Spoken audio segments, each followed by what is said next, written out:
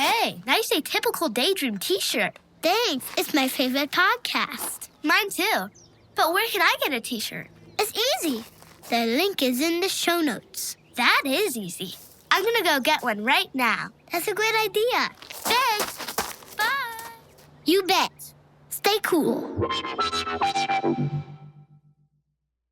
And I remember the sort of incredulousness with which she was like, "Now, where are your parents?" And I was like, "In Texas." She was like, shit. Like, there was just such a, like, subtext of, like, ugh, why me? Why today?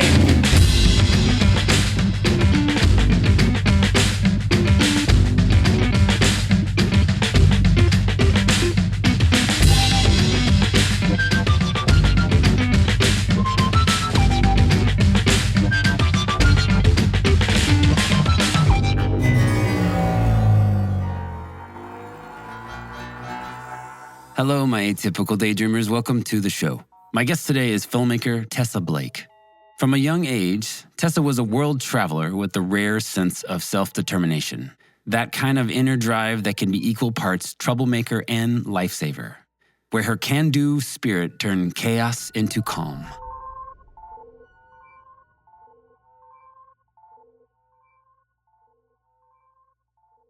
So I basically don't know a life that isn't on the road. I'm a total wandering spirit, and it comes directly from my mother, who was, born to like working class people in Houston, Texas, who didn't have any wanderlust at all. They wanted to make a life and build a life, and, they worked factory jobs and union jobs, and they were just, trying to build the American dream. And my mother just popped out a lover of music and art and poetry and travel. And so she met my father, who was 35 years older than her, because there was a notice on the University of Houston bulletin board that said, governess wanted for the summer, travel involved. And I think my mother's eyes lit up, and my father at that point was divorced from wife number 3 of 5. And my mother walked into the office, and the secretaries all said to themselves, apparently, well, there goes wife number 4.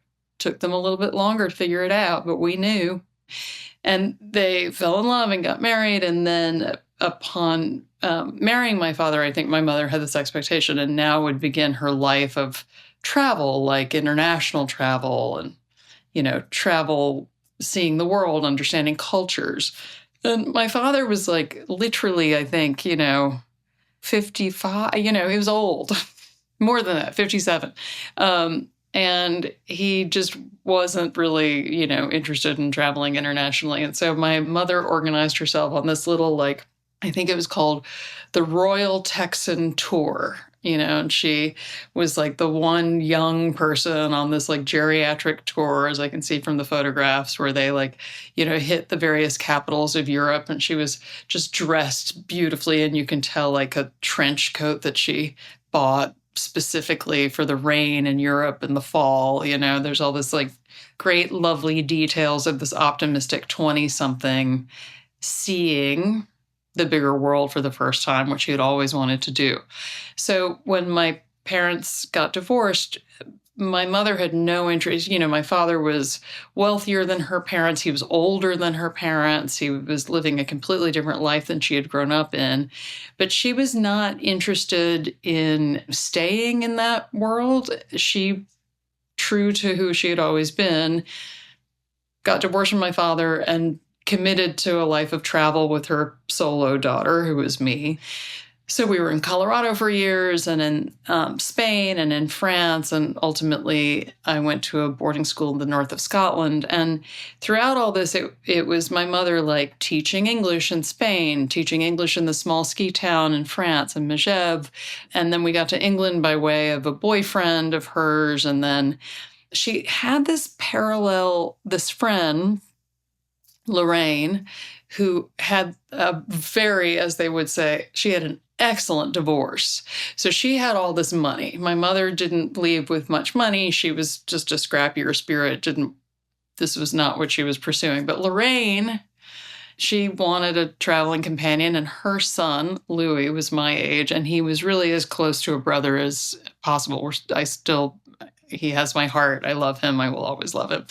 And poor Louis was dragged around by his mother and then in some ways by me, because this kind of interesting peripatetic childhood was also pretty chaotic. I mean, I'm leaving out a lot of details, but so we were traveling in the north of Scotland with Lorraine and Louis, and Lorraine had this catchphrase. It was almost like a sitcom catchphrase where she would say, well, we're just going to go do, and, she would fill in with some absurd thing that we're going to do. And then she'd finish with, why not?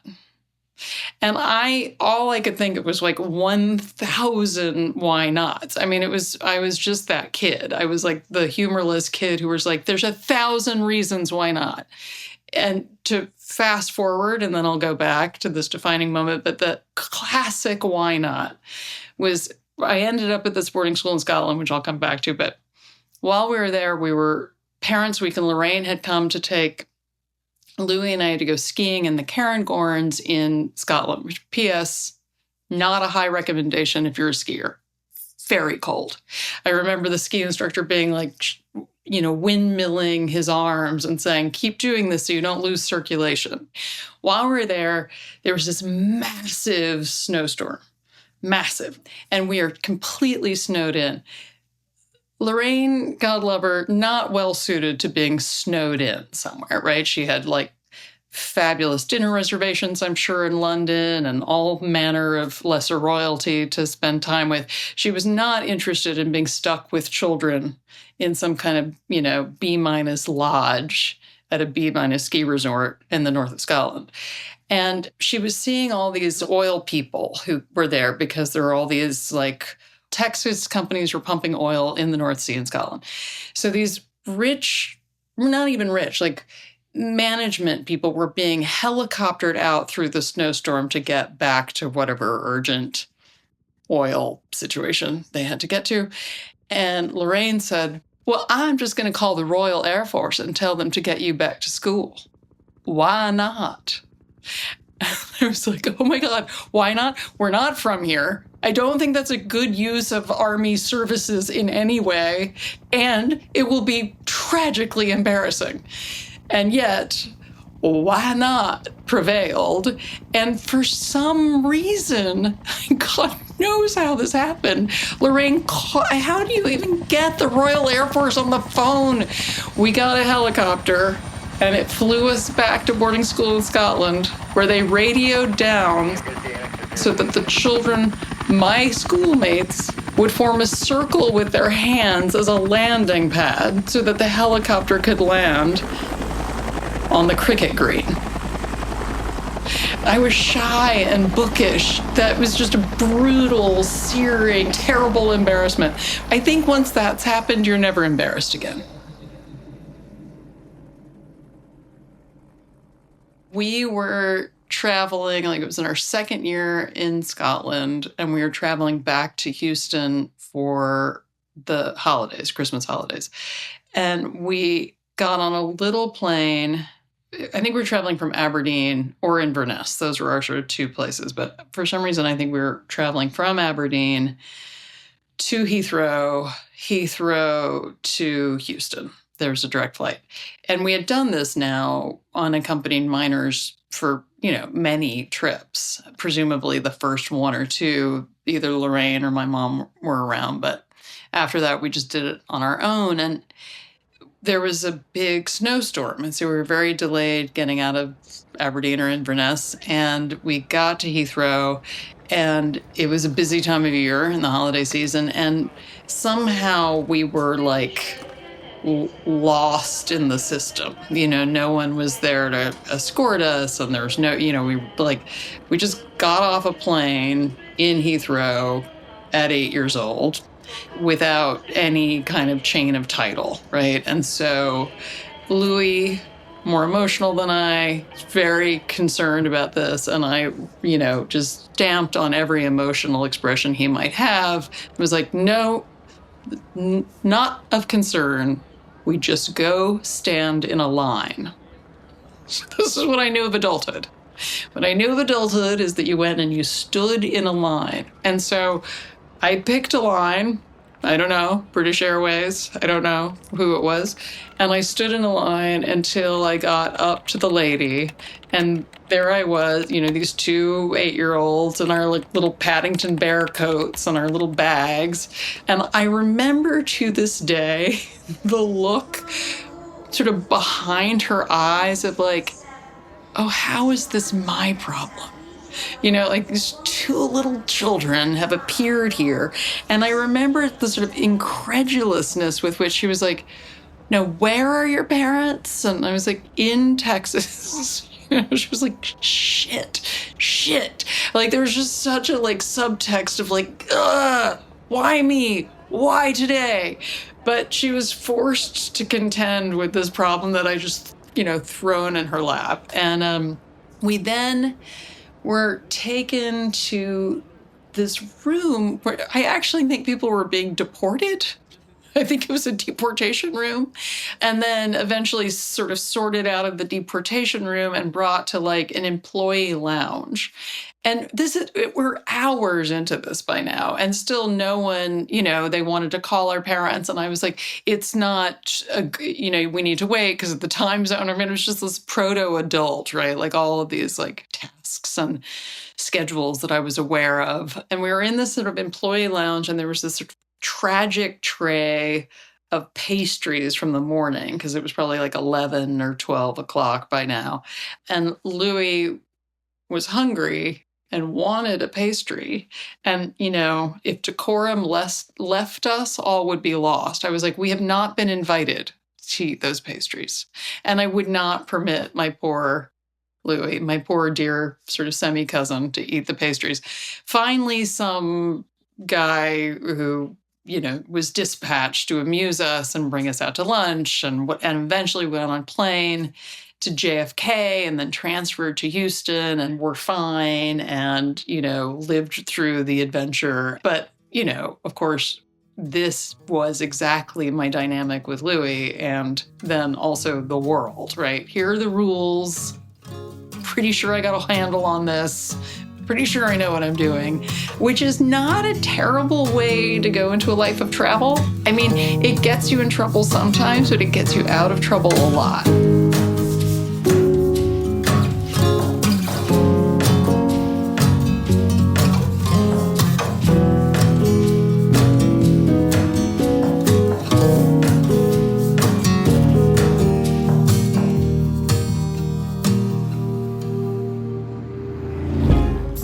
It's Josh. Hope you're enjoying the podcast. And if so, are you wanting more road stories? Well, good news. I've got you covered. Consider becoming a patron. You'll have access to loads of great bonus stories that there just wasn't time for. And you'll be supporting a truly independent podcast. Find the link in the show notes. And thanks. Now back to the show.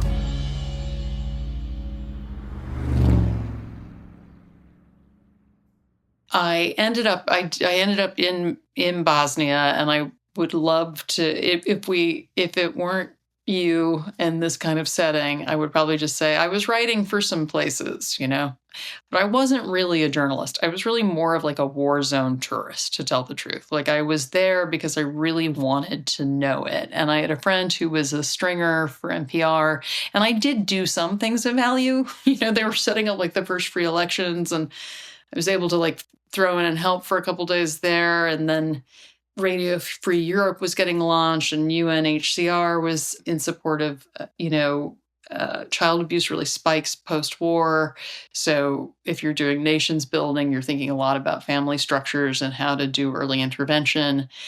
It was an incredible thing to see and place to be. And then I came back again to the Balkans when Kosovo was attacked by Serbia, and then I had a piece for what was then Talk Magazine to write about whether Montenegro would also go to war with Serbia or not.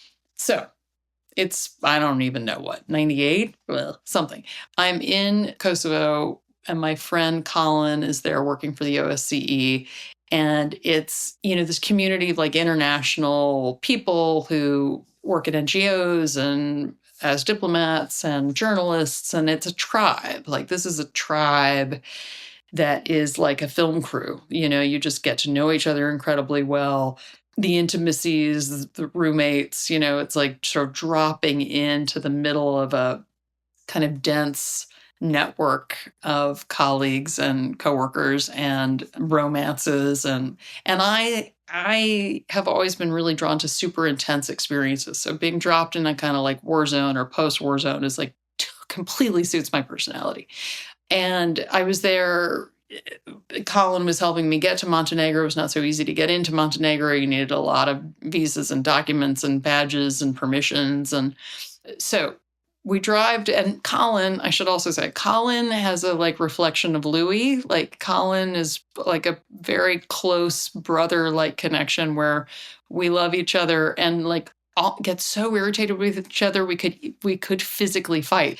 There was one time we were driving his like beaten up Land Rover, like it was all like classic era reporter old Land Rover that's like, like your grandmother, you have to keep sort of shoring up the Land Rover over and over again. And I remember like driving through Kosovo wondering if that was a minefield or whether I would get out of the car and maybe run through it and not have another moment with Colin. Like, he was driving me so insane.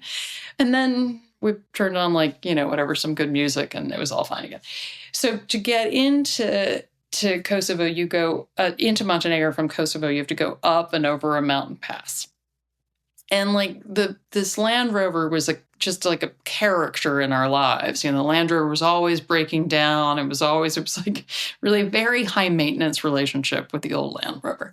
And so I think we lost the brakes on the way down into Montenegro. And everything when you're in this kind of travel experience is just many hours long. Like, I think it's hard. It's hard for me to imagine in my like much more immediate life now how, you just are stuck. You're just stuck and you're asking people and you're asking other people. And then I was sitting with a family during their dinner for a long time while Colin talked to me and my dad. Anyway, we drive into Montenegro, which is an incredibly interesting place. I remember Colin saying to me, like, this is the tallest country on earth. And I was like, no, it's not. And anyway, it is one of the tallest countries on earth. I don't know why I thought it wasn't. We walk into the hotel in the capital of Montenegro, and I'm a relatively tall person. I was like by far and away the shortest person in the room. I'd never had that experience. It was fascinating. Everything about Montenegro was really fascinating to me. The story I want to tell is on the way back.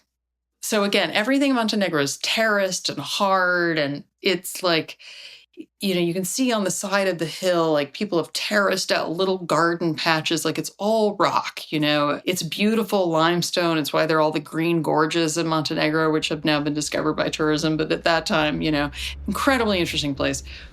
I'd done my reporting. We're going back to Kosovo, and we go back up and over the hill, and it's not the hill, the mountain, and it's starting to snow.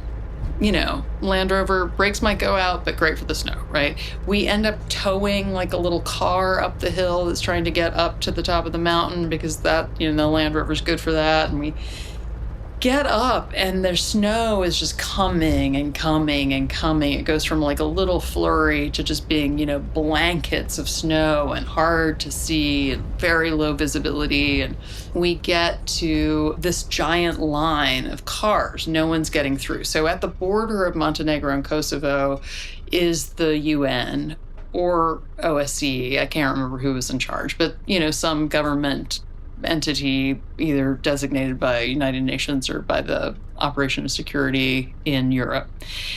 And, usually like you show your pass, you do your thing. There's like, it's pretty pro forma. It's not like it's a protectorate, like it's the UN. It's pretty simple to get through places if you have international passports and you're not, running drugs. Not so complex.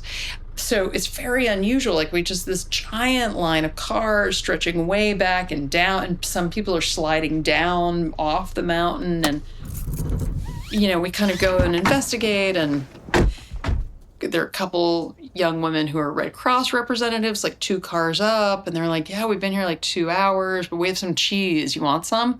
A couple more cars, and there's the international, this guy who's trying to form an, working with The Hague to form like international court. And we had met him in a hotel a couple days before, and he's like 5 cars up. And then there's all these trucks, these like, enormous trucks. And we're on foot at this point, right? They left the Land Rover behind and like going through all of these trucks to get to the little hut that is where the UN is hanging out. And for the wisdom of the people in charge, it's manned by Italians who are really good at this job, but the Sicilians not so hip to snow, right? Like, so nothing is happening because the Sicilians in charge are just not going out in the snow. They're just not going out. And I have limited Italian, but I'm trying my Lorraine-like charms with them. I'm trying to make things happen. For a minute, I feel like I've solved this problem, and then it doesn't get solved. We all go back to our cars. We all eventually bunk into the Land Rover because it still has gas and heat, where the temperature is dropping. And I grew up in Colorado for part of my life. I start hearing avalanche cracks, right? It's the perfect conditions. Spring, right? You've already had like the snowpack, the ice, the snowpack, and the breaks on the top will just send giant avalanches down, right? So I'm like, this is terrible. This could actually be internationally terrible, right? Colin calls down to his office in Pristina and says, like, I think we need a helicopter evacuation. We have all of these international workers up here. We're not getting out. Very dangerous conditions. They send a helicopter evac to start taking the Red Cross workers out and take us out, but they can't actually land. Like, they didn't have the armful of school children to create a landing strip. And so they couldn't land, so they left. And basically we're like, good luck, hope you make it through the night. And I am, just like, surely there's a way to like because I've figured out, I've talked to the Italians, they're willing to let all the foreigners pass through, but we can't get through the trucks. Like the way that the trucks are lined up, they will not pass the trucks because they have to do the inspection of the truck contents. And so they're like, good luck. If you can make it through the trucks, you can make it down. But we can't make it through the trucks. And then I'm like, but. So these like lovely Albanian truck drivers in their like little tiny members only like zip up windbreakers start noticing that I'm like, marching back and forth to try to find some solution to get people off this mountain because everyone's running out of gas. People are not, like, it's becoming an issue. We don't have water, we don't have food, we don't have heat. And I'm just sort of determined to find the solution. And these like 12, slim, slight truck drivers in their tiny jackets start like Rubik's cubing the whole situation just by like inches and feet, a little bit here, a little bit there. And they start creating just enough of a passage. And Colin in the Land Rover is able to like sort of eke through, sometimes scraping the side of the truck, but who cares? And all the other cars following behind us, wave to the Sardinian UN on our way, up and over and out of the snow where the brakes on the Land Rover go again. We eventually made it to safety. I want to thank Tessa for sharing her experience. Do you know someone who might appreciate this episode? Why not share it with them? The support really helps the podcast grow. Also, be sure to check out Tessa's upcoming film, Boundary Waters, making its way through the festival circuit now. Links in the show notes. This podcast is created and produced by me, Josh Caldwell. Music by Visual Aid, my side music project. General support and copywriting by Miranda Caldwell. Thank you for listening, and I hope you come back next time.